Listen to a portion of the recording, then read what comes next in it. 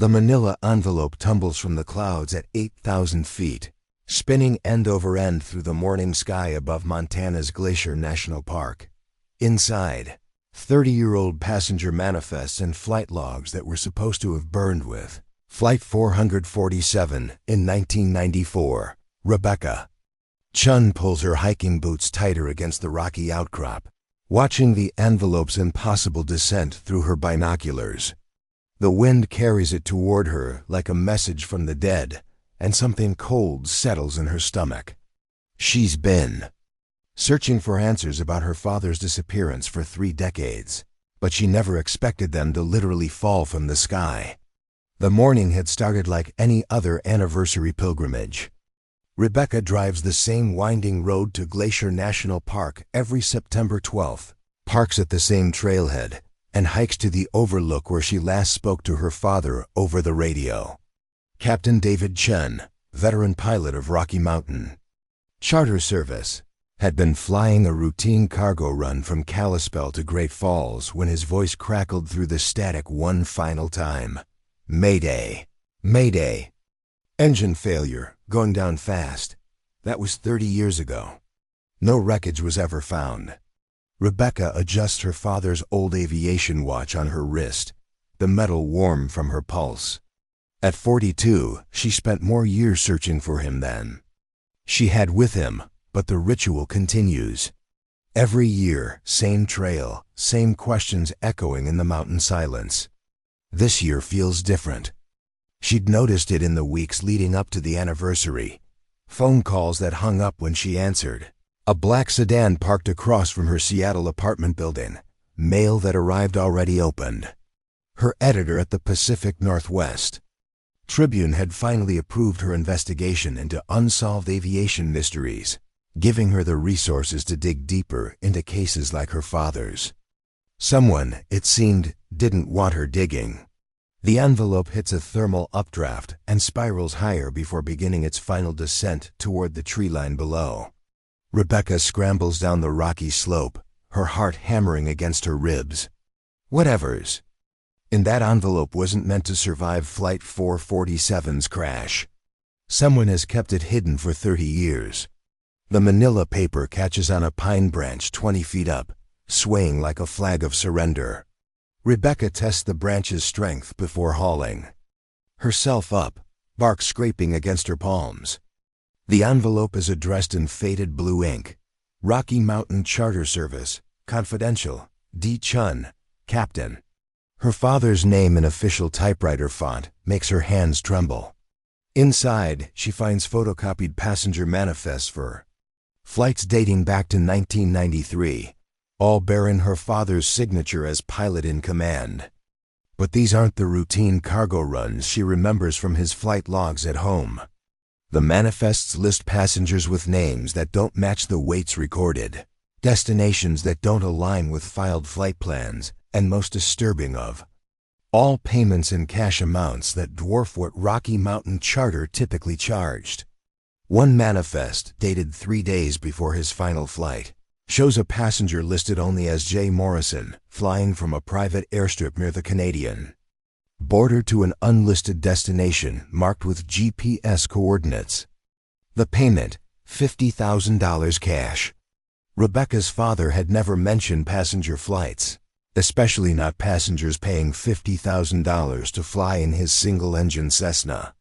A shadow passes overhead, and she looks up to see a helicopter circling the area. Not a Park Service bird. This one's black, unmarked, flying in tight patterns like it's searching for something or someone. She stuffs the manifests into her jacket and slides down the tree, hitting the ground hard. The helicopter's rotor wash sends pine needles spiraling around her as it descends toward the clearing where she left her Jeep. 2 men in dark suits emerge before the skids touch earth. Rebecca runs. The forest floor crunches under her boots as she crashes through underbrush, following a game trail she remembers from childhood hikes with her father. Behind her, men's voices call out instructions she can't quite make out over her ragged breathing. The helicopter's engine changes pitch, rising again to provide aerial surveillance. Her phone buzzes with a text from an unknown number. Stop looking for what you don't want to find. Final warning. She reaches her Jeep. Just as the helicopter swings around the mountain face, its spotlight sweeping the parking area even in broad daylight. Rebecca guns the engine and takes the access road at dangerous speed, gravel spraying behind her tires. In her rear-view mirror, she watches the black helicopter settle onto the asphalt like a predatory bird claiming its territory. Only when she reaches the main highway does she allow herself to breathe. The manifests crinkle against her chest, evidence of something her father was involved in that got him killed. The question that's haunted her for 30 years has shifted. It's no longer whether David Chun died in that crash, but whether he was murdered because of what he was carrying. Rebecca's hands shake as she dials the one person who might have answers. Marcus Webb, her father's former mechanic, now running a crop dusting operation outside of Billings. The phone rings 4 times before his familiar gravelly voice answers. Rebecca? Christ, I was hoping you wouldn't call this year. Marcus, I found something. Passenger manifests from Dad's plane. Flights I never knew about. A long silence stretches across the connection. When Marcus speaks again, his voice carries a weight she's never heard before. Where are you right now? Highway 2, heading back to Kalispell. Don't go home. Don't go to your hotel. Meet me at the old hangar at Glacier Park International. And Rebecca? His pause makes her stomach clench. Bring everything you found. It's time you learned what really happened to your father.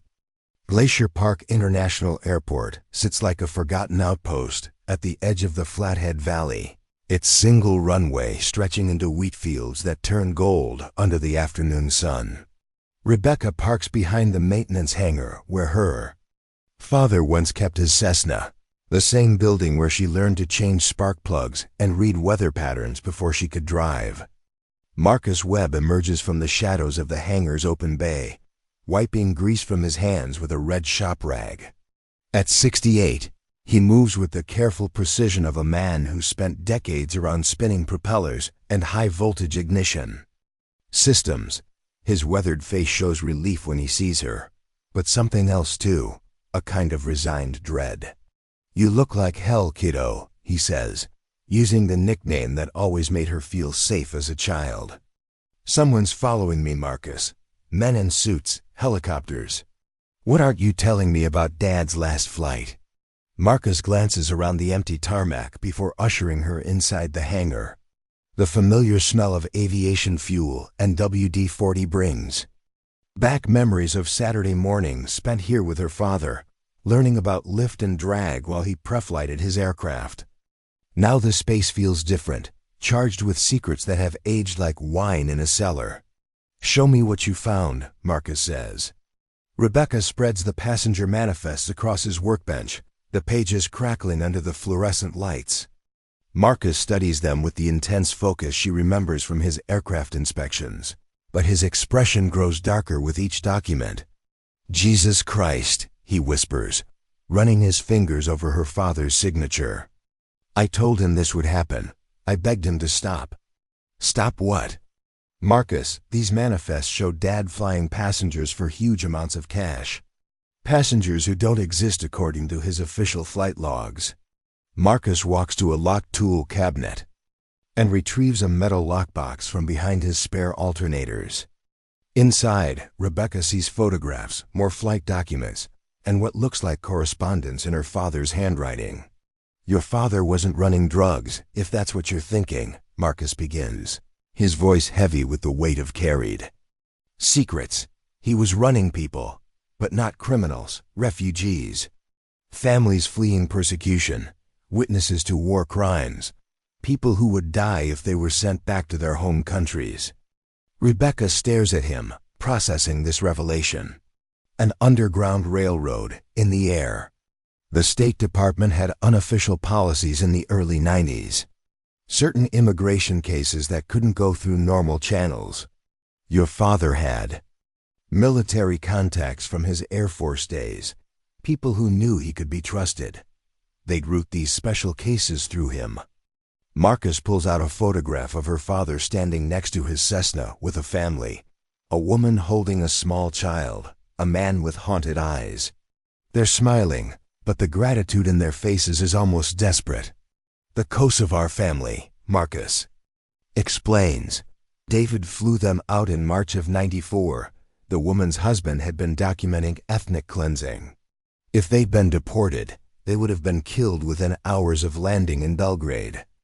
Rebecca traces her finger along the photo's edge. This explains the cash payments, the false names on the manifests.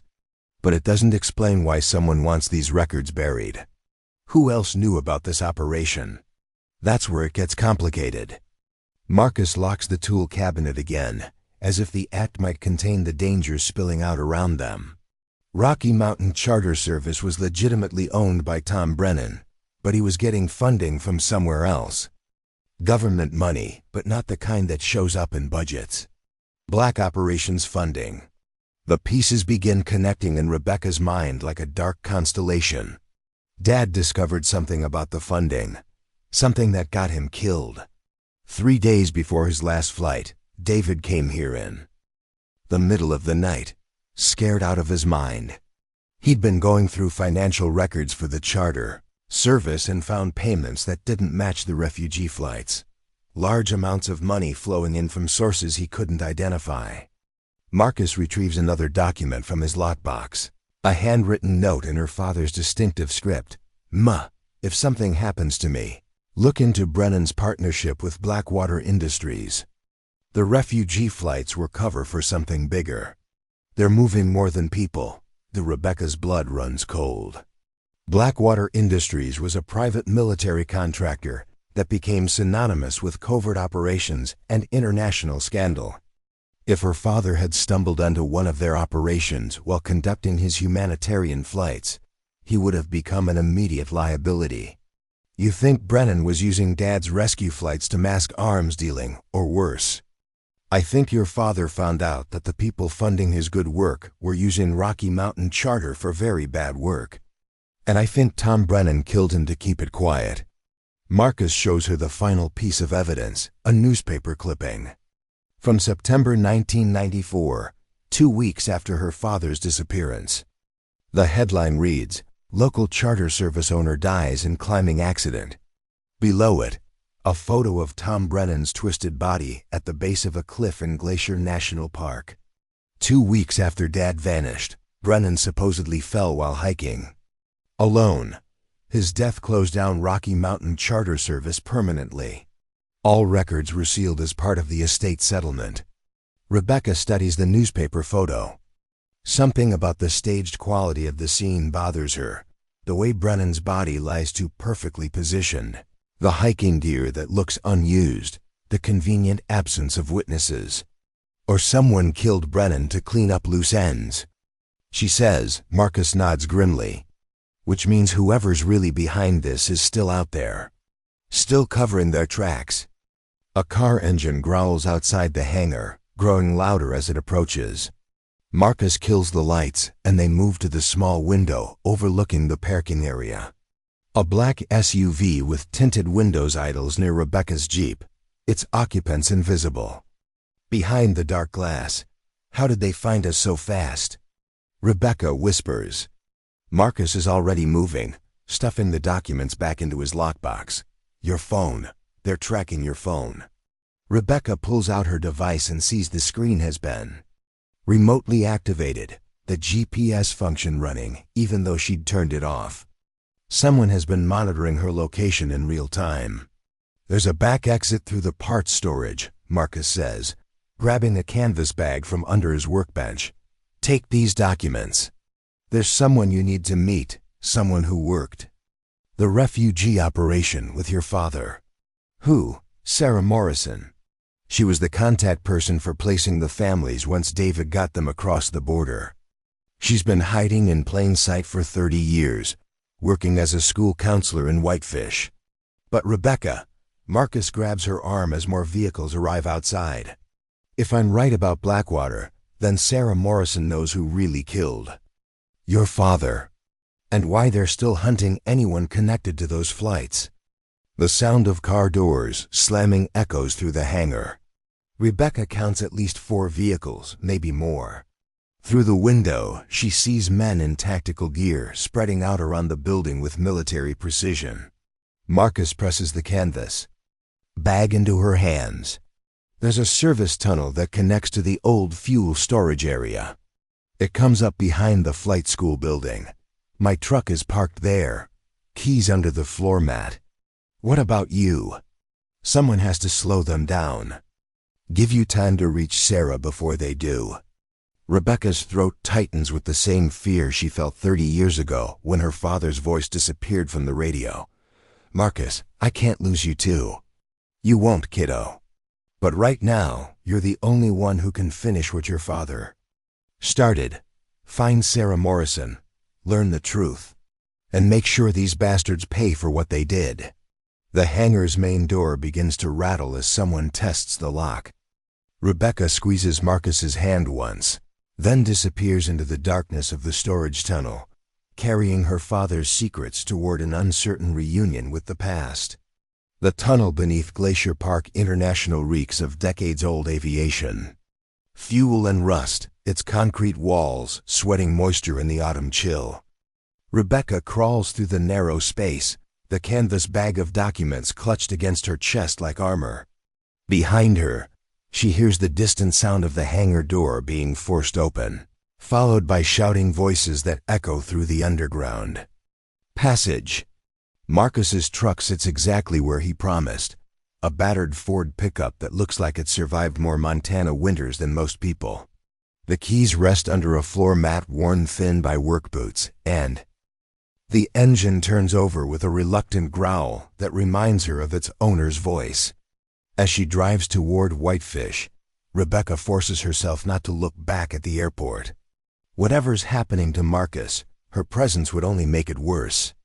The men hunting her have resources she can't match: helicopters, surveillance technology, the kind of operational capability that comes from years of black budget funding.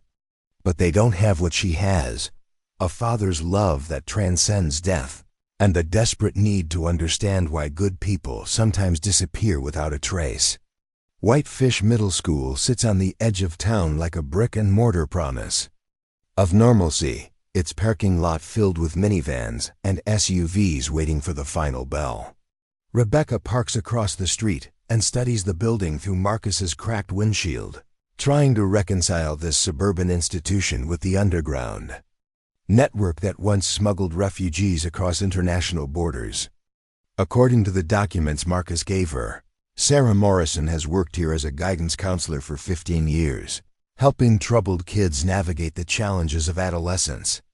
The irony isn't lost on Rebecca, a woman who once specialized in helping adults escape persecution, now spends her days counseling teenagers through much smaller but equally real traumas.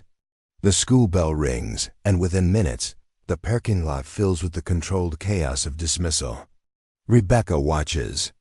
Students flood out of the building, their backpacks and laughter a stark contrast to the life and death stakes that brought her here. Somewhere in that stream of normalcy works a woman who might hold the final pieces of her father's story. Rebecca approaches the main office with the confidence of someone who belongs, a trick she learned during her years as an investigative journalist. The secretary barely looks up from her computer when Rebecca asks for Sarah Morrison. Ms. Morrison should be in her office. Room 147, down the hall past the library. The hallway smells like floor wax and teenage desperation, lined with motivational posters that promise brighter futures to kids who might not believe such things exist. Room 147's door stands slightly ajar, and through the gap Rebecca sees a woman in her mid-50s reviewing files at a cluttered desk. Sarah Morrison looks exactly like someone who spent decades hiding in plain sight. Unremarkable clothing, minimal makeup, the kind of studied invisibility that lets a person blend into suburban backgrounds. But when Rebecca knocks and enters, the woman's eyes show the hypervigilance of someone who's never stopped watching for danger. "Can I help you?" Sarah asks, though something in her posture suggests she already knows this isn't a routine parent conference. "My name is Rebecca Chun. I think you knew my father, David Chun. He was a pilot." The color drains from Sarah's face so quickly that Rebecca fears she might faint. Sarah's hands begin to shake as she sets down her pen, and when she speaks, her voice carries the weight of 3 decades of carried guilt.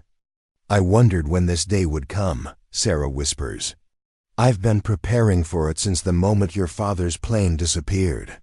Sarah locks her office door and pulls the blinds closed, transforming the small space into a conspiracy chamber. From her desk drawer, she retrieves a key that unlocks a filing cabinet Rebecca hadn't noticed, one that doesn't match the standard school furniture. "I've kept records of every family we helped," Sarah explains, pulling out manila folders, thick with documentation. Names, destinations, outcomes. "Your father insisted we document everything, in case something happened to the operation." Rebecca recognizes her father's methodical nature in this archive. As a military pilot, he'd been trained to maintain detailed records of every mission, every decision that could mean the difference between life and death. How many people did Dad help cross over? 47 families. 138 individuals total, including children. Sarah's voice carries pride mixed with sorrow. "We saved lives, Rebecca. Whatever else happened, that part was real." Sarah opens a folder labeled Morrison Files Operational Security and spreads photographs across her desk. Rebecca sees her father in images she's never seen before, loading passengers into his Cessna under cover of darkness, embracing families on remote airstrips, studying maps with Sarah by lamplight in what looks like a cheap motel room. "The refugee flight started as legitimate government work," Sarah explains. "State Department contracts routed through private channels to avoid bureaucratic delays. Your father was perfect for the job. Military background, clean record. Someone who understood that operational security meant the difference between life and death. But something changed. Tom Brennan changed. About 6 months before your father disappeared, Brennan started adding requirements to our flights. Extra cargo that didn't match our passenger manifests. Stops at airstrips that weren't on our approved routes. When David questioned him about it, Brennan said the cargo was humanitarian supplies for refugee resettlement." Sarah retrieves another folder, this one marked with her father's handwriting. "Brennan discrepancies, confidential." Inside, Rebecca finds flight logs showing systematic deviations from authorized routes, along with her father's notes documenting suspicious cargo loads. Dad figured out that Brennan was using the refugee flights as cover for arms trafficking. Worse than that. Sarah's voice drops to barely above a whisper. "The last family we helped cross over was a Serbian diplomat's wife and children. She was fleeing because her husband had been selling intelligence to Blackwater Industries, information about NATO troop movements during the Bosnian conflict. She brought documents proving that Blackwater was selling weapons to both sides of the ethnic conflict." Rebecca's stomach clenches as the implications become clear. Her father hadn't just stumbled onto a simple arms trafficking operation. He'd discovered evidence of a private military contractor playing both sides of a genocidal war. "The diplomat's wife gave your father copies of those documents," Sarah continues. "She said if anything happened to her, the world needed to know what Blackwater was doing. Your father promised to get that evidence to the right people, but he never got the chance." Sarah nods, tears forming in her eyes. "The diplomat's wife was found dead in a car accident 2 days after we flew her to safety. Brake failure on a mountain road. David knew it wasn't an accident, and he knew he was next." From the final folder, Sarah produces a sealed envelope addressed in her father's handwriting. "For Rebecca, open only if I don't come home." Rebecca's hands tremble as she breaks the 30-year-old seal. Inside, she finds a letter written in her father's careful script, along with a small brass key attached to a piece of paper bearing GPS coordinates. My dearest Rebecca, the letter begins. If you're reading this, then my worst fears have come true. I've discovered something that powerful people want to keep buried, and I'm afraid my conscience won't let me stay silent. The key opens a safety deposit box at First National Bank in Kalispell. Inside, you'll find copies of documents that prove Blackwater Industries prolonged the Bosnian conflict for profit, selling weapons and intelligence to both sides while innocent people died. I've also included evidence that Tom Brennan was there, point man for laundering money through Rocky Mountain Charter Service. If something happens to me, please make sure this evidence reaches someone who can act on it. The families we helped deserved better than to be used as cover for war profiteering. I love you more than the Montana sky is wide. Dad, Sarah watches. Rebecca processed this final revelation, her face showing the mix of relief and terror that comes with unburdening a long-carried secret. I've been waiting 30 years to give you that letter, Sarah says. Your father made me promise to keep. It's safe until you were ready to hear the truth. Why didn't you come forward before? With evidence like this, you could have exposed them years ago. Sarah's laugh carries no humor. Because everyone who tried to expose them died, Rebecca, the diplomat's wife, your father. Tom Brennan, when he tried to back out of the operation. Even some of the refugee families we helped. I've tracked the obituaries over the years. Car accidents, house fires, sudden heart attacks. Too many coincidences for coincidence. A soft knock at the office door makes them both freeze. Sarah checks her watch. 4:30 p.m., well past normal school hours. The knock comes again, more insistent. Ms. Morrison, this is building security. We need to speak with you about an incident in the parking lot. Sarah and Rebecca exchange glances. The school doesn't have building security. Sarah moves to her computer and pulls up the parking lot. Security camera feed. On her screen, they see 3 black SUVs surrounding Marcus's truck, with armed men taking positions around the building's exits. There's a service exit through the kitchen, Sarah whispers, grabbing her purse and the refugee files. But Rebecca, if they've found us here, they know about the safety deposit box too. Whatever your father hid there might be the only leverage we have left. The door handle turns, testing the lock. Rebecca stuffs her father's letter into her jacket pocket and follows Sarah toward the back of the school, knowing that the next few minutes will determine whether 30 years of secrets finally see daylight, or disappear forever along with the people who carried them. The school kitchen smells like industrial disinfectant and decades of cafeteria meals, its stainless steel surfaces reflecting the emergency lighting that kicks on as Sarah disables the main power.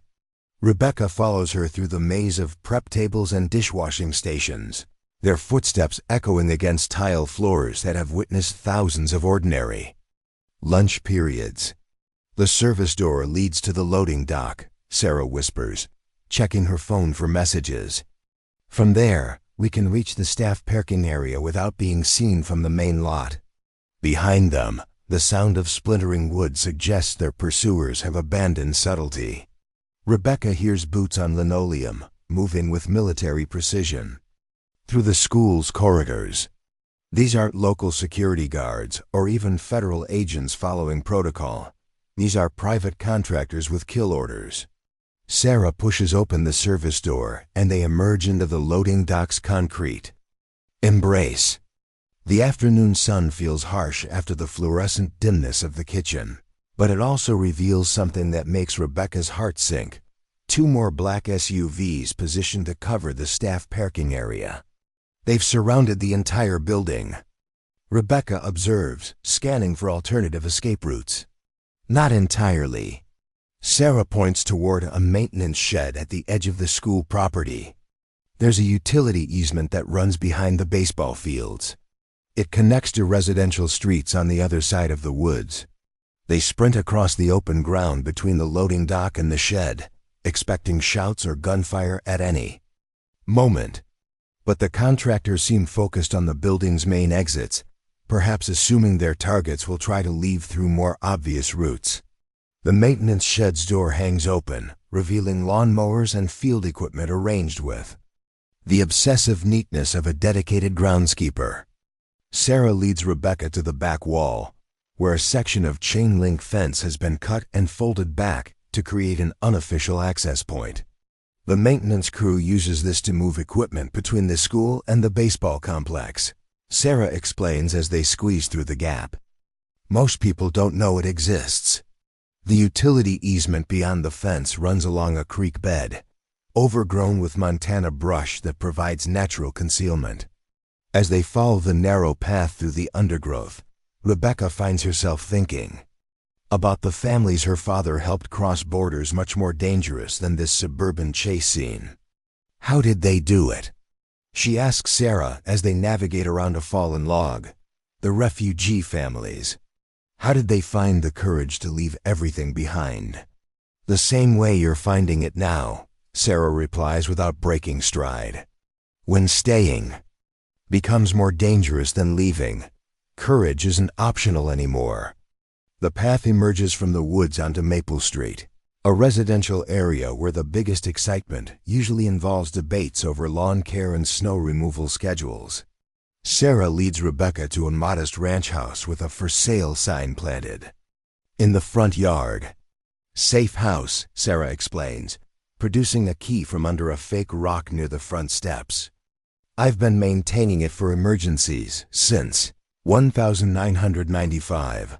The mortgage is paid through a trust fund that can't be traced back to me. Inside, the house feels frozen in time. Furniture covered with white sheets, family photographs of people who never existed, all the props needed to maintain a convincing cover identity. Sarah uncovers a computer workstation in what was once a dining room. Its multiple monitors and communications equipment, suggesting capabilities far beyond suburban normalcy. I've been tracking Blackwater Industries and its successor companies for 30 years, Sarah says, powering up the system. They've changed names, restructured ownership, moved operations offshore, but the core group remains the same. Rebecca watches as Sarah accesses databases that definitely aren't available to the general public.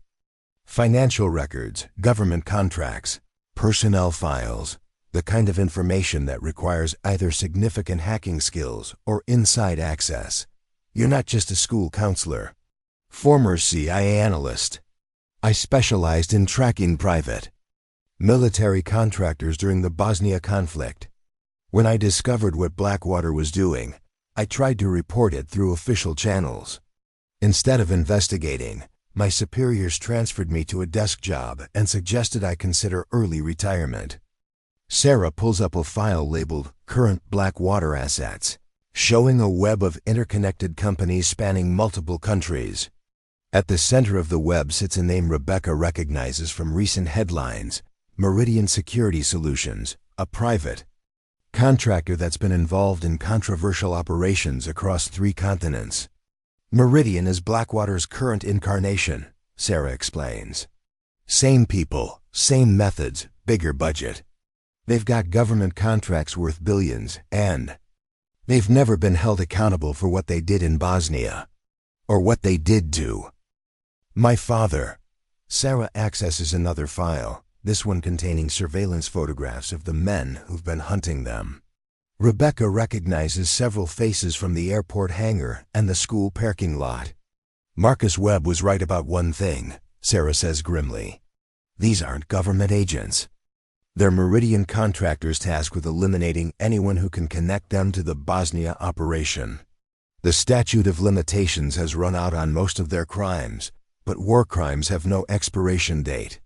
Rebecca studies the photographs, memorizing faces that belong to men willing to kill to protect 30-year-old secrets.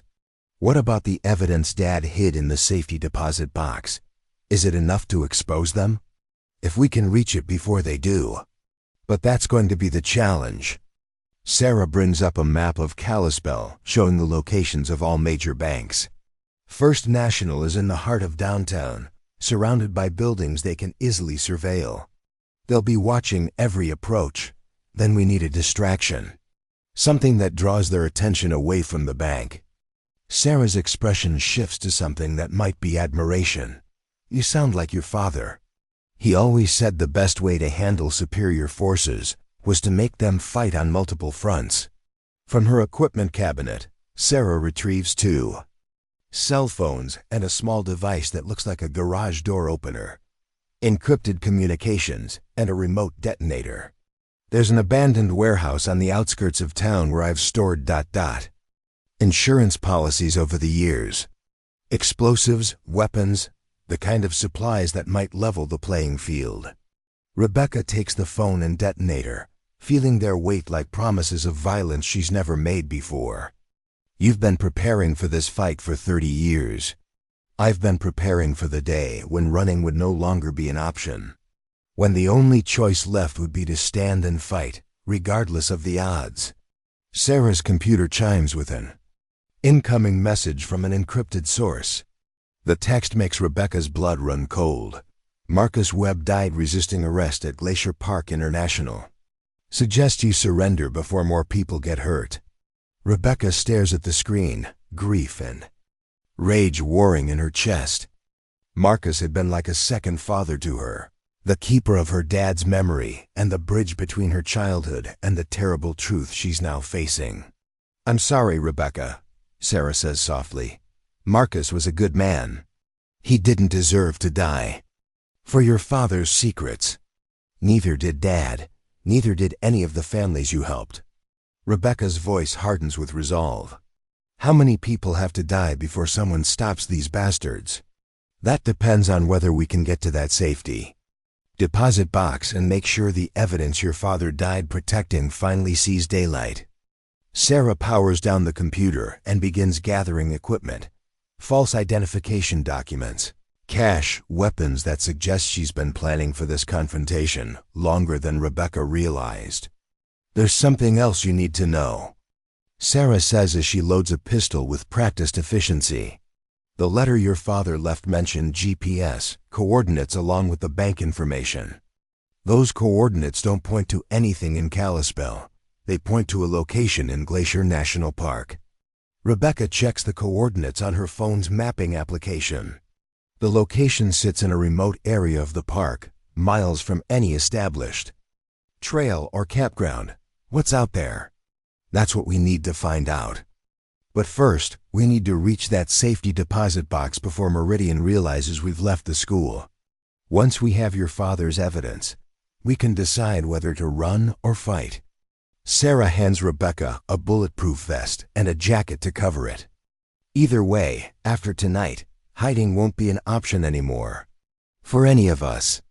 As they prepare to leave the safe house, Rebecca realizes that her 30-year search for answers has become something much more dangerous. A war against people who've killed to protect their secrets and won't hesitate to kill again. The only question now is whether she and Sarah can survive long enough to make sure her father's sacrifice meant something. First National Bank of Kalispell sits like a fortress of Montana granite in the heart of downtown, its Art Deco facade. Promising security that Rebecca prays extends to whatever her father hid 30 years ago. She watches the building from the passenger seat of Sarah's Honda Civic, counting the black SUVs positioned at strategic points around the block. 4 vehicles, probably 3 men per vehicle, Sarah observes, studying the scene through compact binoculars. They're not trying to hide anymore. This is a show of force, which means they're confident they can control the situation. Rebecca replies, checking the encrypted phone for the 3rd time in 10 minutes. No word from the warehouse. Team Sarah had contacted, local militia members who'd agreed to create a diversion across town. The bank closes at 5 p.m. on Fridays, giving them less than an hour to access the safety deposit box before weekend security protocols kick in. Sarah had called ahead using forged credentials, confirming that the box rented under David Chung's name remained active, its annual fees automatically deducted from an account he'd established shortly before his disappearance. Your father was thorough, Sarah had observed when they discovered the account. Details. He knew that if something happened to him, he wanted to make sure his evidence would wait as long as necessary. Now, watching Meridian contractors position themselves around the bank like pieces on a chessboard, Rebecca wonders if her father had anticipated this level of opposition. The men hunting them don't look like security guards or even federal agents. They move with the disciplined precision of military operators conducting urban warfare. Sarah's phone buzzes with a text from their allies. Warehouse charges set. Ready to light the fuse on your signal. Once we trigger the diversion, we'll have maybe 15 minutes before they realize it's a feint, Sarah warns. Long enough to get in and out of the bank if everything goes perfectly. When has anything about this gone perfectly? Sarah's laugh carries no humor. Fair point. But your father's counting on us to finish what he started, and I'm not leaving without those documents. Sarah starts the engine and begins driving toward the bank, taking a circuitous route through Kalispell's modest downtown district. They pass storefronts advertising everything from outdoor gear to home-baked pies, the kind of American normalcy that makes their current situation feel surreal. Execute diversion, Sarah types into her phone. 3 miles away, the abandoned warehouse erupts in a series of controlled explosions designed to mimic a terrorist attack on a government facility. Sarah's militia contacts had done their homework. The warehouse had once stored federal agricultural records, making it a plausible target for anti-government extremists. Within minutes, they see the Meridian vehicles receiving radio communications. 2 SUVs peel away from the bank, racing toward the warehouse district with emergency lights flashing. The remaining surveillance team repositions to cover more ground, creating gaps in their perimeter. That's our window, Sarah says, parking in an alley behind the bank. Bank employees will be rattled by the explosions. Security will be focused on external threats. We go in fast, get the box, and leave before they realize the warehouse was a diversion. They enter through the bank's rear entrance, Sarah's forged state insurance commission, credentials getting them past a nervous security guard, who's more concerned with the sirens wailing across town than with 2 middle-aged women conducting routine business. The safety deposit box vault sits in the bank's basement, its walls lined with numbered metal containers that hold decades of Kalispell's secrets. Box 247 requires both David Chun's key and the bank's master key, operated simultaneously by Rebecca and the vault attendant. Haven't seen this box opened in years, the attendant comments as the locks disengage. Your father was very specific about the access protocols when he rented it. Inside box 247, Rebecca finds her father's final message to the world, photocopied. Documents proving Blackwater Industries sold weapons to both sides of the Bosnian conflict. Financial records showing how they laundered money through Rocky Mountain Charter Service. And most damning of all, recorded conversations between Blackwater executives discussing the elimination of witnesses who might expose their war crimes.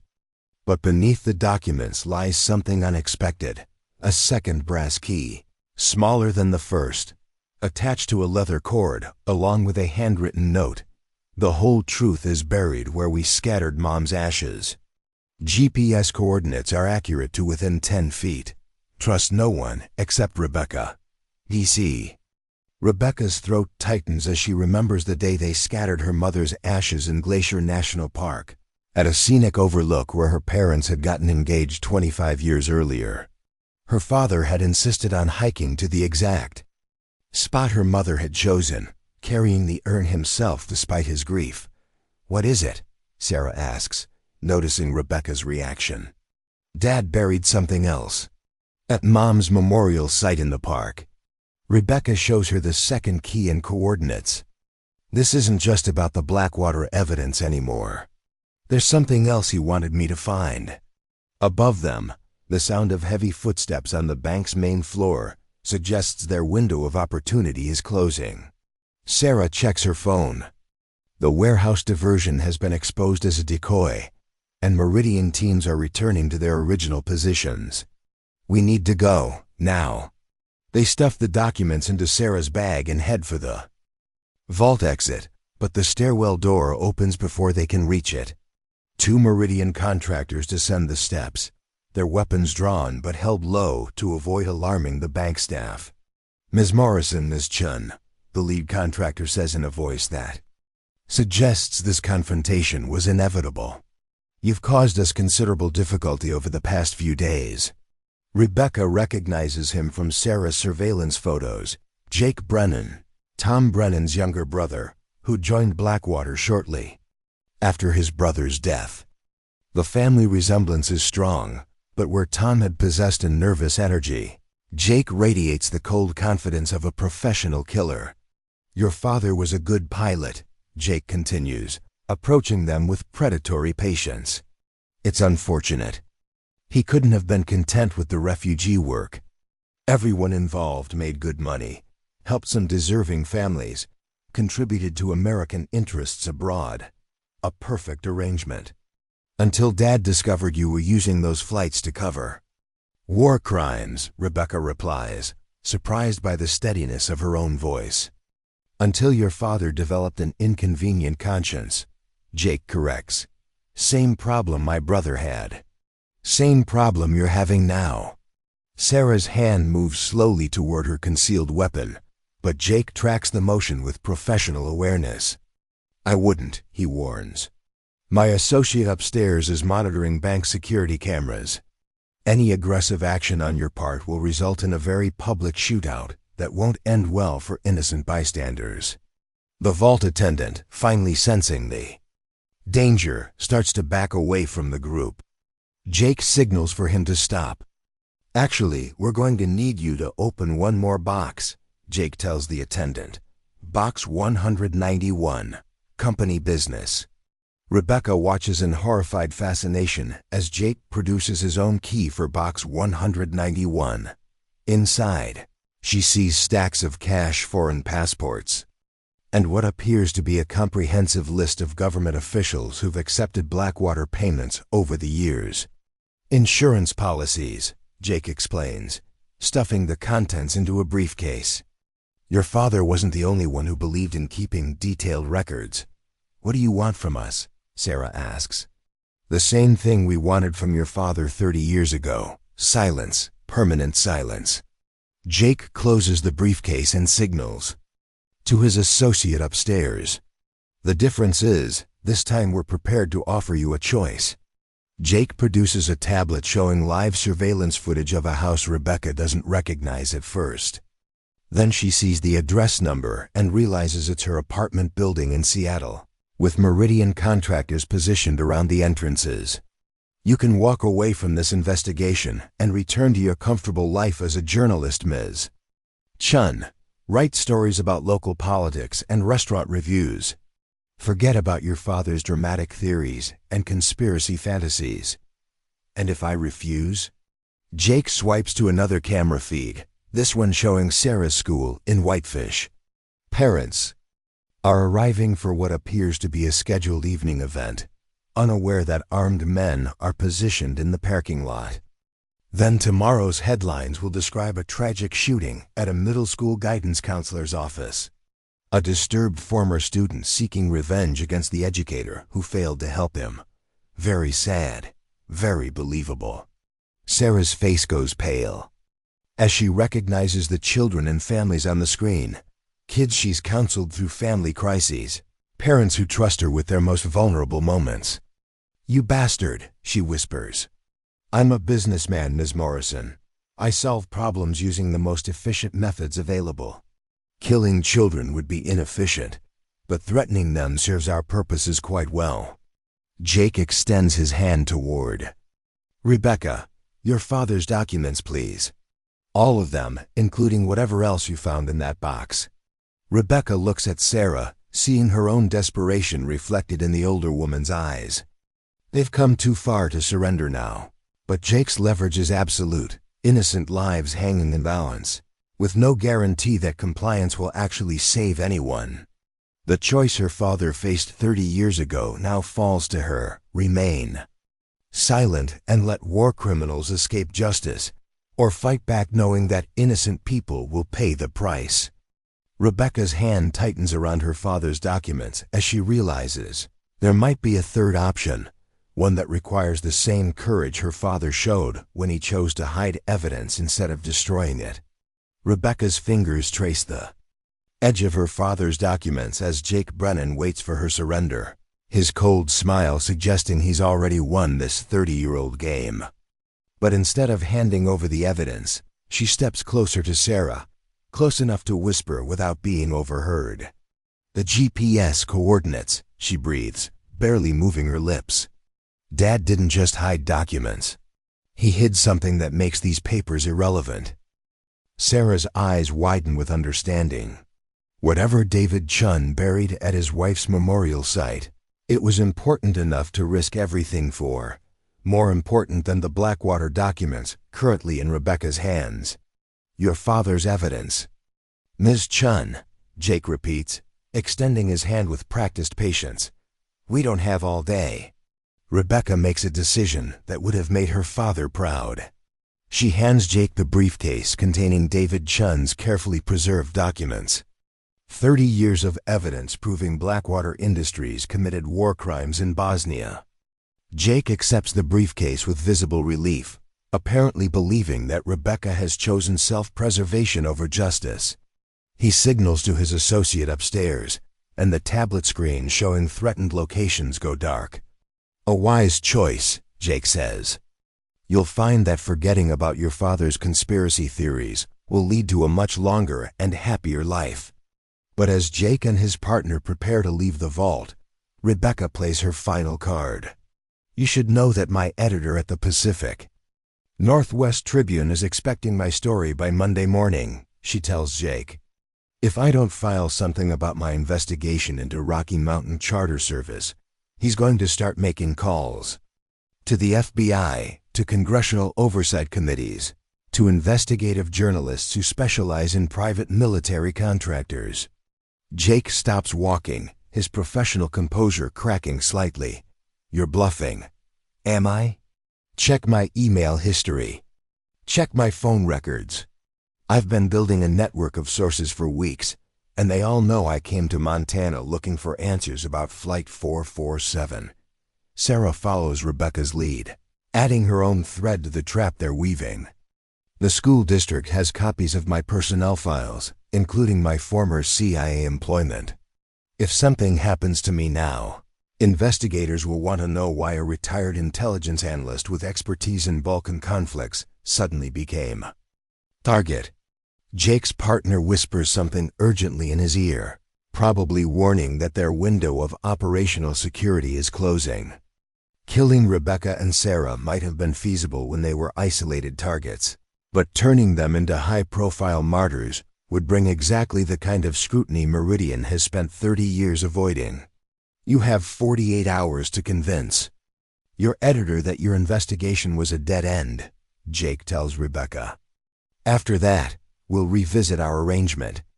As the Meridian contractors leave the vault, Rebecca feels a mixture of triumph and terror. They've bought themselves time, but at the cost of making their eventual confrontation inevitable. Jake Brennan isn't the type of man who tolerates loose ends, and he'll be back with a more permanent solution to their problem. "What now?" Sarah asks as they wait for the contractors to clear the building.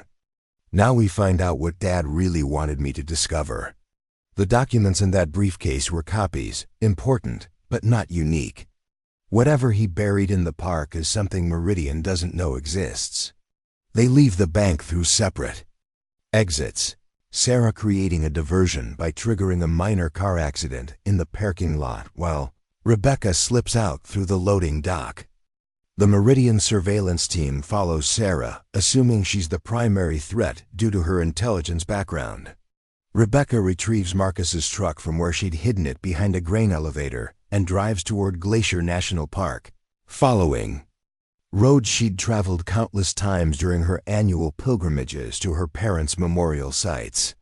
But this journey feels different, less like grief tourism and more like a military operation. The park entrance station is closed for the evening, but Rebecca knows the access roads well enough to find alternate routes. She parks at a maintenance area 2 miles from the coordinates and hikes the rest of the way through terrain that holds 30 years of family memories. The memorial site sits on a rocky outcrop overlooking Lake McDonald, where her parents had gotten engaged. During a camping trip in 1968, her mother's ashes had been scattered here according to her final wishes. But now Rebecca realizes the location held additional significance. It was remote enough for her father to bury evidence without detection, but familiar enough that Rebecca would eventually find it. Using her phone's flashlight, she locates the exact GPS coordinates and begins searching for signs of disturbed earth. After 20 minutes of careful examination, she finds what appears to be a natural rock cairn marking a spot where someone had dug and refilled a small hole. The second brass key opens a waterproof container buried 3 feet below the surface. Inside, Rebecca discovers items that reframe everything she thought she knew about her father's final mission: military-grade communication equipment, encrypted hard drives, and most shocking of all, audio recordings of conversations between her father and someone identified only as whistleblower Alpha. She plays the first recording on the device's built-in speaker, her father's voice echoing across the mountain lake like a message from beyond the grave. This is Captain David Chun, recording testimony from a source within Blackwater Industries. Dated September 8, 1994. Whistleblower Alpha, please state your position within the organization. A heavily distorted voice responds, I'm a senior operations manager responsible for coordinating arms transfers through private charter services. I have direct knowledge of weapons sales to both Serbian and Bosnian forces during the ethnic cleansing campaigns. Rebecca's heart races as she realizes the significance of this recording. Her father hadn't just discovered documentary evidence of Blackwater's war crimes. He'd recorded testimony from someone inside the organization willing to provide first-hand accounts of their operations. The second recording is even more damning. Detailed descriptions of how Blackwater prolonged the Bosnian conflict by selling weapons to both sides, ensuring maximum profits while hundreds of thousands of civilians died in the crossfire. Whistleblower Alpha provides specific dates, locations, and financial records that would be impossible to fabricate. But the final recording sends chills down Rebecca's spine. It's her father's voice alone, recorded on September 11, 1994. One day before his final flight. If you're hearing this, Rebecca, then they've succeeded in silencing me. But they haven't silenced the truth. Whistleblower Alpha is willing to testify publicly about Blackwater's war crimes, but only if their safety can be guaranteed. The contact protocol is embedded in the encrypted drives. Look for the file labeled Sanctuary. Whatever you do, don't trust the official channels. Blackwater has people inside the Justice Department, the Pentagon, probably the CIA. The only way to expose them is through independent media and international tribunals. Rebecca's hands shake as she realizes the full scope of her father's plan. He hadn't just gathered evidence of Blackwater's crimes. He'd recruited an insider willing to risk everything to stop them. But that whistleblower has been waiting 30 years for someone to make contact, probably assuming the operation died with David Chen. A branch snaps in the darkness behind her, and Rebecca spins around to see Jake Brennan emerging from the tree line with 2 armed associates. They've been tracking her through methods she hadn't considered, probably GPS, surveillance on Marcus's truck, or thermal imaging equipment that revealed her location. Your father was more resourceful than we gave him credit for, Jake observes, studying the excavated burial site. But ultimately, he made the same mistake you're making now, believing that exposure equals justice. Rebecca clutches the encrypted drives against her chest like armor against despair. Whistleblower Alpha is still out there, still waiting for someone to honor the promise my father made. Whistleblower Alpha died in a skiing accident in 1995. Jake replies with casual cruelty. Avalanche in the Swiss Alps, very tragic, very final. The revelation hits Rebecca like a physical blow. Her father's careful plans, his sacrifice, the 30 years of hidden evidence, all of it meaningless if the key witness is dead. But Jake's next words suggest that Meridian's victory isn't as complete as he wants her to believe. Of course, people sometimes fake their own deaths when they're sufficiently motivated, especially when they have access to the kind of resources that come with senior positions in private military organizations. Rebecca's despair transforms into desperate hope. If whistleblower Alpha is still alive, still hidden somewhere after 30 years of assuming their contact was dead, then her father's mission isn't over. It's just been waiting for the right moment to resume. Jake Brennan's revelation hangs in the mountain air like smoke from a distant fire, carrying the promise of either salvation or destruction. Rebecca clutches the encrypted drives tighter, her mind racing through the implications of what he's just revealed. "You're lying," she says, though hope creeps into her voice despite her skepticism. If whistleblower Alpha were alive, they would have come forward years ago. Would they? Jake steps closer, his weapon still holstered but his posture radiating controlled menace. Imagine you're a mid-level Blackwater operative who develops a conscience. You reach out to a charter pilot because you want to expose war crimes, but then that pilot disappears and you realize the organization you've betrayed has resources you never imagined. What would you do? Rebecca understands the logic with crystalline clarity. Whistleblower Alpha would have gone deep underground, probably assuming that David Chun's death proved the futility of resistance. 30 years of silence, not from cowardice, but from the rational fear of people who eliminate problems with extreme prejudice. The question is, Jake continues, do you really want to wake a sleeping giant? Your father's contact has stayed hidden for 3 decades precisely because they understand what happens to people who threaten our operations. One of Jake's associates approaches from the tree line, speaking in the clipped tones of military communication. "Sir, we've got movement on the access road. Multiple vehicles, non-standard approach patterns." Jake's confident expression shifts to something resembling concern. He pulls out a tablet and studies what appears to be surveillance feeds from around the park. How many?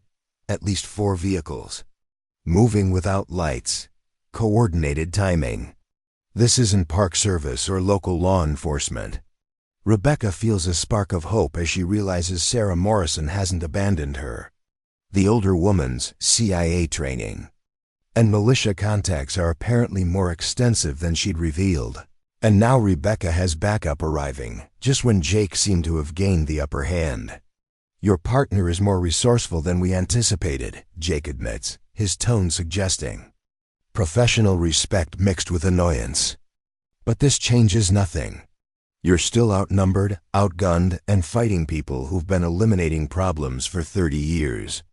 The sound of helicopter rotors begins as a distant whisper, growing louder as aircraft approach from multiple directions. Rebecca counts at least 3 separate engine signatures, suggesting Sarah has called in serious reinforcements. "Actually," Rebecca says, studying Jake's increasingly tense expression, "I think this changes everything. Because for the first time in 30 years, you're not controlling the engagement." Jake signals to his men, who begin taking defensive positions among the rocks overlooking the lake. Their movements are professional, efficient, but Rebecca can see the uncertainty in their body language. They've spent decades operating from positions of overwhelming advantage, and this developing tactical situation clearly wasn't part of their plan. "The drives Miss Chun," Jake says, extending his hand with forced calm. "This is your last opportunity to walk away from this mess." Instead of complying, Rebecca does something that surprises everyone, including herself. She activates the recording equipment her father had buried and begins broadcasting on emergency frequencies. "This is Rebecca Chun, daughter of Captain David Chun, who was murdered by Blackwater Industries in 1994 to prevent exposure of war crimes in Bosnia. I'm currently at GPS coordinates. She rattles off their location while Jake's men scramble to jam her transmission. But the message gets out before they can stop it, carried on frequencies that Sarah's militia contacts are monitoring. More importantly, it's being recorded by equipment Rebecca doesn't recognize, sophisticated surveillance technology that suggests their reinforcements include people with capabilities beyond local militia groups. The first helicopter appears over the tree line, its spotlight sweeping the memorial site with clinical precision. Rebecca expects to see Sarah or her allies rappelling down ropes, but instead, the aircraft hovers just long enough to deploy some kind of electronic jamming equipment before disappearing into the darkness. Communications are down, one of Jake's men reports. All frequencies jammed, GPS disrupted, even satellite uplinks are blocked. Jake's professional composure finally cracks completely. Who the hell has that kind of capability? The answer: Comey's from the darkness beyond their position, delivered in a voice Rebecca recognizes from the encrypted recordings her father had left behind. 30 years older, heavily accented with what might be Eastern European inflection, but unmistakably the same person who had once been willing to risk everything to expose Blackwater's crimes. Someone who's been waiting 3 decades for this conversation to resume. A figure emerges from the tree line, moving with the careful precision of someone who spent years expecting assassination attempts. Rebecca sees a person in their 60s, gender ambiguous in tactical clothing, carrying equipment that suggests military or intelligence training. Whistleblower Alpha, Rebecca breathes. Dr. Elena Vasquez, the figure corrects, approaching with hands visible but clearly armed. Former Blackwater Operations Coordinator, current Professor Emeritus of International Law at the University of Geneva. I've been tracking Meridian Securities for 30 years, waiting for someone to make contact using your father's protocols. Jake's tactical situation has deteriorated beyond recovery, but he makes one final attempt to regain control. Dr. Vasquez died in 1995. We have documentation, witnesses, physical evidence. You have documentation of Elena Vasquez's skiing accident, yes, very thorough fabrication. Unfortunately for you, I obtained new identity documents before my supposed death. I learned that technique from your organization, the same people who taught me that sometimes the only way to fight monsters is to become something they don't expect. Dr. Vasquez produces a device that looks like a military-grade communications array. I've been monitoring Meridian's operations through their own surveillance networks.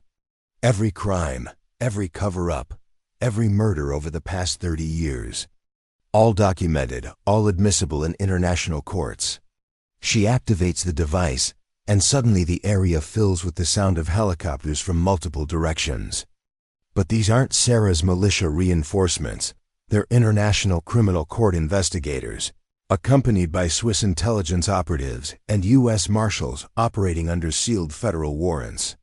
How? Jake asks, his weapon lowering, as he realizes the futility of resistance.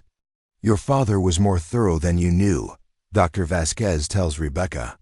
His contact protocols included deadman switches, automated evidence distribution systems, international backup plans. When you accessed his buried cache tonight, you triggered a sequence he established 30 years ago. Rebecca looks around as armed investigators emerge from concealment positions throughout the memorial site. Jake and his associates are being surrounded by people with jurisdiction to arrest them for war crimes. People who've been building cases based on evidence her father preserved and Dr. Vasquez had been feeding them for 3 decades. The Bosnian genocide trials never really ended. Dr. Vasquez explains as Jake Brennan is taken into custody. They just moved to different venues with different evidence and much longer timelines. Your father's sacrifice made this moment possible. As dawn breaks over Lake McDonald, Rebecca finds herself sitting on the rocky outcrop where her parents had gotten engaged, watching as the last Meridian contractor is loaded into a prisoner transport helicopter. Dr. Vasquez sits beside her. Both women exhausted from a confrontation 30 years in the making. What happens now? Rebecca asks. Now the trials begin. International tribunals, congressional hearings, justice for the families who died because Blackwater chose profits over human lives. Dr. Vasquez pauses, studying the sunrise over the lake. Your father would be proud. He always said the truth. Has a way of surfacing, no matter how deep people try to bury it. But even as Rebecca feels the satisfaction of finally achieving justice for her father's murder, she realizes their victory may have come at a cost they haven't yet calculated. Meridian Securities is a massive organization with resources and connections around the world, and Jake Brennan's arrest is likely to trigger responses they haven't anticipated. The war for accountability is just beginning, and Rebecca Chun has just painted a target on her back that will last for the rest of her life. The International Criminal Court's temporary command post at Glacier National Park looks like a military operation, disguised as a camping trip. Satellite communications arrays sprout from what appears to be recreational RVs, while investigators in hiking gear coordinate international arrest warrants through encrypted channels that span multiple continents. Rebecca sits in the back of an armored vehicle that looks like a Park Service truck, watching Dr. Elena Vasquez brief prosecutors who've flown in from The Hague overnight. The woman who spent 30 years as whistleblower Alpha moves with the confident precision of someone who's finally stepped out of the shadows to reclaim her identity. Meridian Securities operates through shell companies in 17 countries. Dr. Vasquez explains to the assembled investigators. Jake Brennan's arrest will trigger automatic protocols designed to eliminate evidence and relocate key personnel. We have perhaps 72 hours before they disappear into jurisdictions where extradition becomes impossible. Chief Prosecutor Martin Kellner, a Swiss attorney who spent his career pursuing war criminals, studies surveillance photographs on a tablet. How many active warrants can we execute simultaneously? 43 individuals across North America and Europe. But that's only the operational level. The senior executives who ordered the Bosnia arms sales have been insulated by layers of corporate protection for 30 years. Rebecca watches this coordination with a mixture of awe and growing unease. Her father's evidence has triggered an international dragnet, but she's beginning to understand that exposure doesn't automatically equal justice. The people who killed her father have had 3 decades to prepare for this possibility. Sarah Morrison approaches the vehicle, her clothes still dusty from coordinating the militia diversion that had bought them crucial time. Rebecca, there's something you need to see. Sarah leads her to a communication station where a technician is monitoring news feeds from around the world. The screens show breaking news alerts that make Rebecca's stomach clench with dread. Seattle Tribune reporter dies in apartment fire, reads one headline. Below it, a photo of a man Rebecca recognizes as her editor, Thomas Kellner. 3 killed in Whitefish school shooting, reports another feed, showing emergency vehicles surrounding the middle school where Sarah had worked for 15 years. They're eliminating witnesses, Sarah says, her voice hollow with the weight of understanding. Everyone connected to your investigation, everyone who might corroborate your story. Dr. Vasquez joins them at the communication station, her expression grim as she reviews the casualty reports. This is standard Meridian protocol. When one cell is compromised, they eliminate all potential connections to minimize organizational exposure. Those people died because of us, Rebecca says, grief and guilt warring in her chest. My editor, the teachers at Sarah's school, they had nothing to do with this.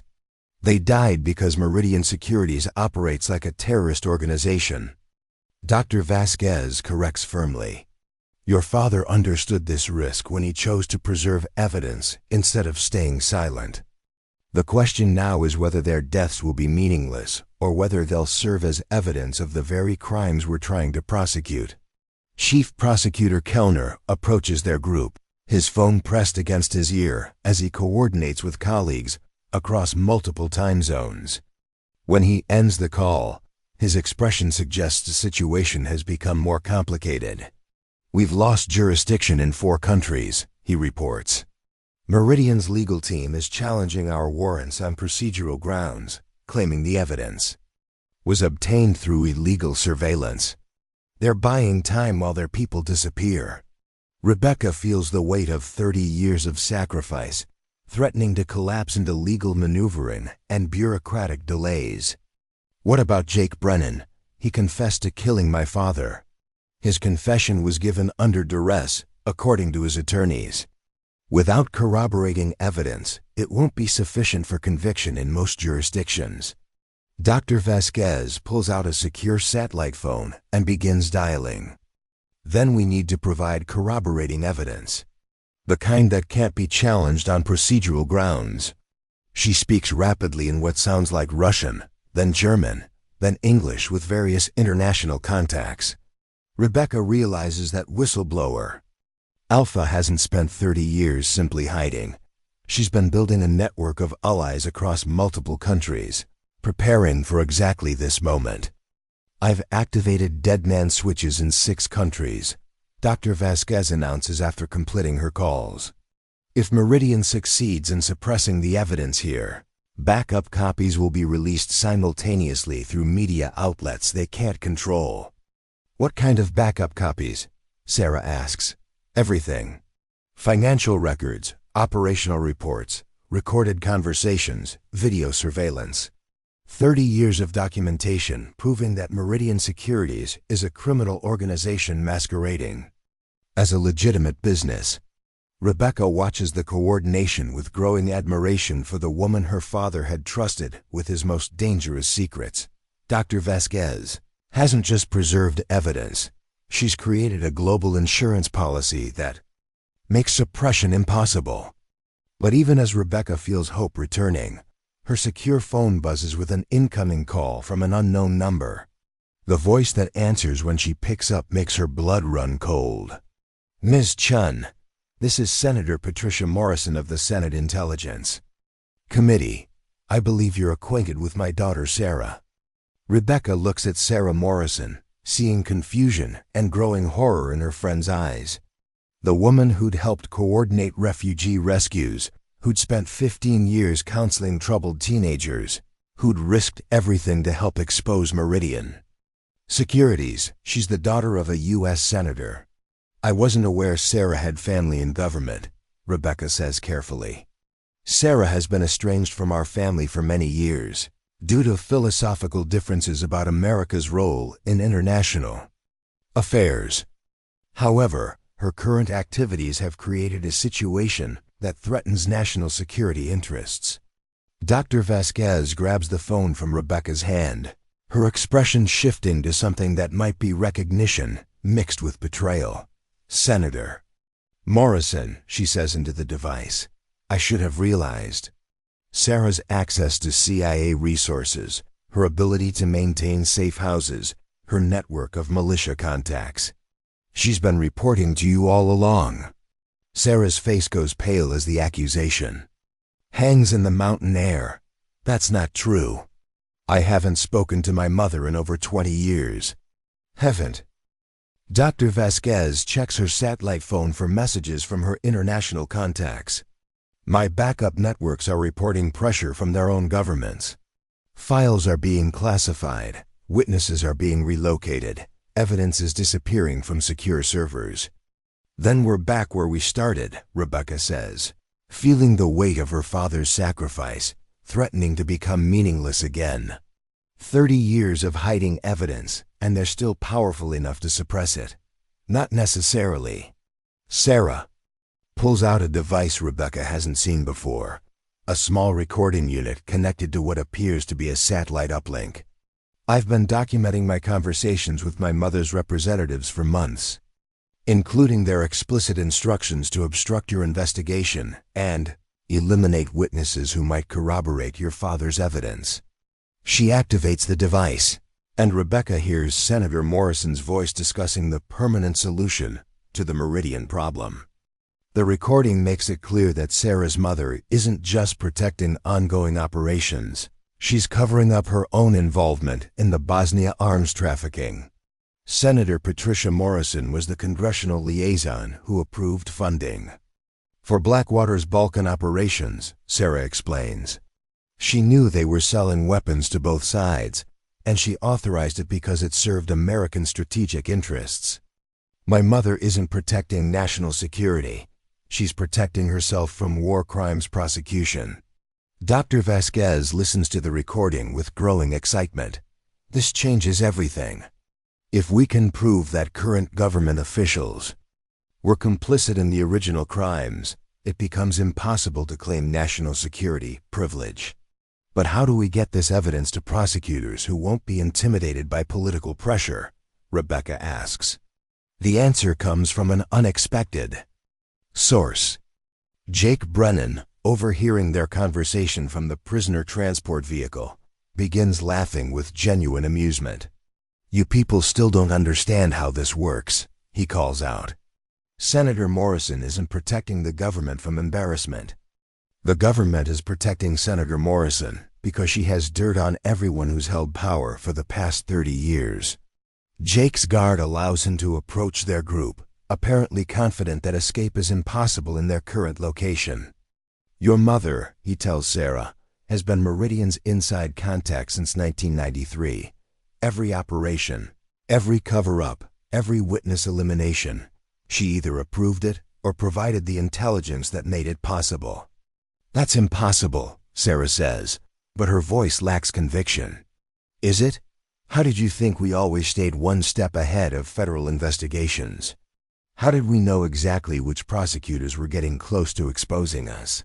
Your dear mother has been our early warning system for 3 decades. Rebecca realizes that Jake is revealing this information for a reason. What do you want? I want to make a deal. Full testimony against Senator Morrison and her co-conspirators in exchange for immunity from prosecution. Because the alternative is that all of us go down together. And I guarantee you that Senator Morrison has contingency plans that will make our previous cleanup operations look like minor administrative corrections. Dr. Vasquez and Chief Prosecutor Kellner exchange glances, both understanding the implications of Jake's offer. If Senator Morrison has been protecting Meridian Securities for 30 years, then she's been complicit in every crime they've committed during that period. What kind of contingency plans? Dr. Vasquez asks. Jake's smile turns predatory. The kind that involve eliminating everyone who could testify against her, starting with her own daughter. Sarah's phone buzzes with an incoming message from her. Mother, final warning. Report to designated safe house within 6 hours or be classified as a national security threat. Rebecca looks around the command post, suddenly understanding that they're not just fighting for justice anymore. They're fighting for survival against people who've spent 30 years perfecting the art of making problems disappear permanently. We have a choice, she tells the assembled group. We can try to work within a system that's been corrupted from the top, or we can go public with everything and let international pressure force accountability. Dr. Vasquez checks her secure communications one final time. My contacts in Europe report that Senator Morrison has requested immediate extradition, cancellation for all Meridian-related suspects. She's claiming the investigation threatens active intelligence operations in the Middle East. Then we bypass the official channels entirely, Rebecca decides. We release everything simultaneously through media outlets in countries where she has no influence. Make it impossible to suppress through political pressure. Sarah looks at her phone, then at the message from her mother, then at Rebecca with something that might be the courage her father had shown 30 years earlier. There's one more thing you need to know, she says, her voice steady despite the magnitude of what she's about to reveal. The safe house my mother wants me to report to? It's the same location where they took your father after his plane was shot down. He didn't die in a crash, Rebecca. He died in custody, after 3 days of interrogation about the evidence he'd hidden. The revelation hits Rebecca like a physical blow, but it also crystallizes her resolve. Her father hadn't just been murdered to protect Blackwater's secrets. He'd been tortured by people working for the United States government. The time for half measures and legal maneuvering has ended. The war for justice is about to become a war for survival, and Rebecca Chun is about to discover whether the truth is still powerful enough to defeat 30 years of institutional corruption. The abandoned ranger station at the edge of Glacier National Park becomes an unlikely headquarters for what Rebecca Chun realizes will be her final stand against 30 years of institutional corruption. As dawn breaks over the mountains, she sits at a folding table surrounded by evidence that could either expose the truth about her father's murder or ensure her own death. Dr. Elena Vasquez works at multiple laptops simultaneously, coordinating with journalists across 3 continents who are preparing to publish the Meridian Securities documents. Her network of international contacts, built during 30 years of careful preparation, has proven more resilient than Senator Morrison's political influence. London Guardian confirms they have everything, Dr. Vasquez reports. Le Monde in Paris is ready to publish simultaneously. Der Spiegel in Berlin has corroborating documents from their own sources. Even if they shut down publication in one country, the story will break everywhere else. Sarah Morrison stands by the window, watching black helicopters circle the area. At a respectful distance, her mother's forces haven't moved closer, suggesting they're still hoping for negotiation rather than confrontation. "How long do we have?" Rebecca asks. "My mother's deadline expires in 2 hours," Sarah replies. "After that, she claim we're enemy combatants and authorize lethal force." Jake Brennan, now cooperating fully in exchange for witness protection, reviews his testimony one final time. His detailed confession implicates not just Meridian Securities, but the network of government officials who protected them for 3 decades. Senator Morrison won't risk a public trial, he tells them. She tried to eliminate all witnesses and claim we were killed resisting arrest during a terrorist investigation. Chief Prosecutor Kellner coordinates with his counterparts at The Hague, ensuring that arrest warrants will be issued regardless of American cooperation. International law doesn't recognize national security claims when genocide and war crimes are involved. If this evidence is published, Senator Morrison will face prosecution whether the U.S. government cooperates or not. Rebecca feels the weight of her father's aviation watch on her wrist, its steady ticking marking moments that have led to this confrontation. She thinks about David Chun's final flight, his decision to preserve evidence rather than stay silent. The 30 years of questions that have finally found their answers. "There's something I need to do before we release the documents," she tells the group. Rebecca walks outside to where a satellite phone provides direct communication with the Fafaka walks outside to where a satellite phone provides direct communication with the helicopters circling overhead. She dials a number Jake Brennan had provided, Senator Morrison's direct line. "Senator Morrison, this is Rebecca Chun. Ms. Chun, I hope we could resolve this matter through more civilized channels."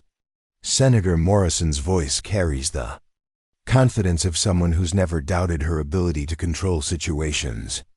"You mean the same civilized channels you used when you tortured my father to death?" A pause.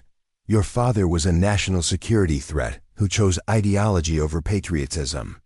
His death was regrettable but necessary. And my editor?